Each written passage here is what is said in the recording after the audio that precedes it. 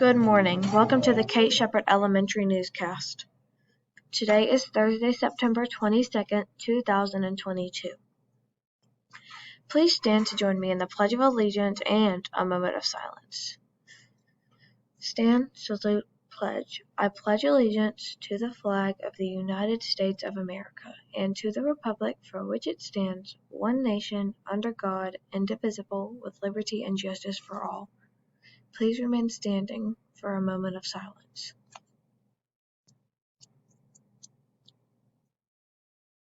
You may be seated. Today's breakfast is sausage patty biscuit, juice, and fruit. Today's lunch is red beans and rice, collard greens, cornbread, juice, and fruit. Today's weather is a high of 98, a low of 71, and there is a 9% chance of rain. It will be mostly sunny. We had a little typo error here. It will be mostly sunny, and it should stay cool throughout the morning. Today's announcements. Please post attendance between 8:20 and 8:30. For your grades, please print weekly grade books for each course or keep an updated electronic copy each week just in case. Please continue sending the envelopes with prize codes to the office in your snack bag. Prizes will be delivered soon. Today's late duty is Miss Clark. Important dates.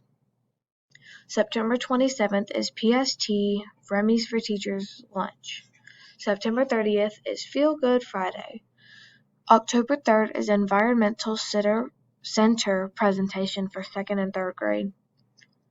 October 6th is United Way out of uniform, which costs $2.